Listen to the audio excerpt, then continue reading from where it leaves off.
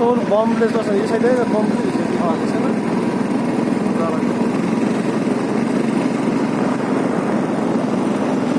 যাই ভিতরে তো